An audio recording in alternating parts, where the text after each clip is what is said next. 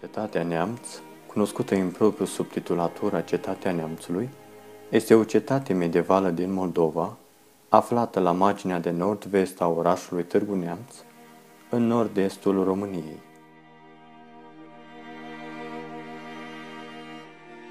Ea se află localizată pe stânca Timuș, de pe culmii Pleșului, numită și Dealul Cetății, la o altitudine de 480 de metri și la o înălțime de 80 de metri față de nivelul apei Neamțului.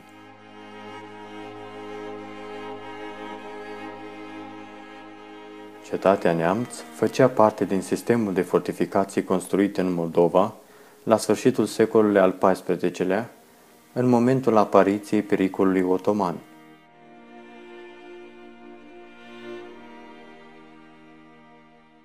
Sistemul de fortificații medievale cuprindea așezări fortificate, curți domnești, mănăstiri cu ziduri înalte, precum și cetăți de importanță strategică, în scop de apărare, întărite cu ziduri de piatră, valuri de pământ sau având șanțuri adânci.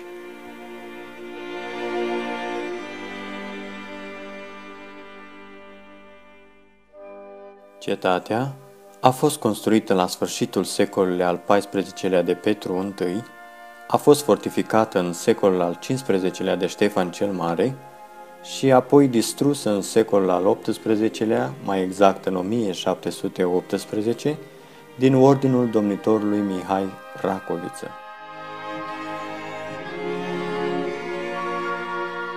Pentru a evita apropierea dușmanilor de zidurile cetății, Ștefan cel Mare a dispus săparea unui șanț de apărare mult mai adânc și mai larg decât cel anterior, în partea de nord și nord-est al fortului.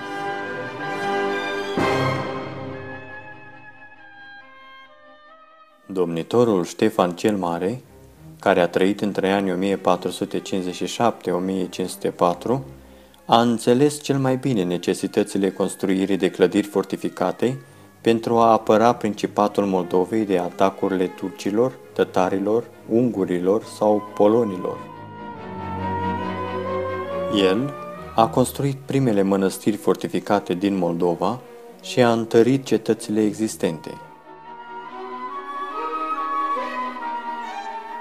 Considerând că cetatea Neamț nu este suficient întărită pentru a rezista atacurilor inamicilor Moldovei, în răgazul dintre bătălia de la Podul Înalt 1 ianuarie 1475 și bătălia de la Valea Albă 26 iulie 1476, el a poruncit supraînălțarea zidurilor cetății cu circa 6-7 metri și construirea de creneluri și ferestre înguste prin care apărătorii cetății puteau să supravegheze și să lovească dușmanii. În perioada 2007-2009, cetatea Neamțului a fost reabilitată cu fonduri europene prin programul FARE 2004-2006, Coeziune economică și socială, la care s-au adăugat fonduri alocate de Consiliul Județean Neamț, în parteneriat cu Consiliul Local Târgu Neamț. Fondurile europene au fost majoritare, cele două instituții nemțene având o contribuție de 10% din valoarea lucrărilor.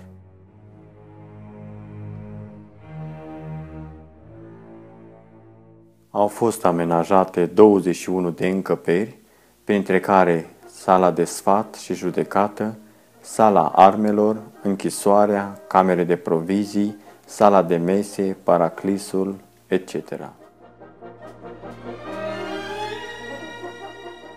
În unele camere este recreată atmosfera din vremurile trecute, când cetatea era locuită.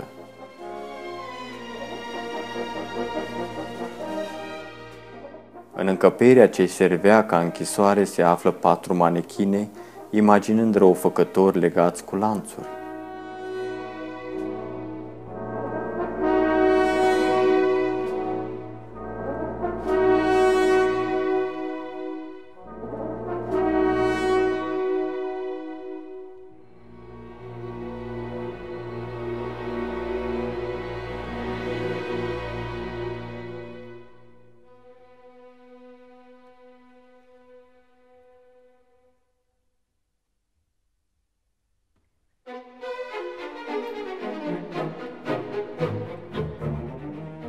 Cetatea Neamț a fost redată circuitului turistic național și internațional la 4 iulie 2009.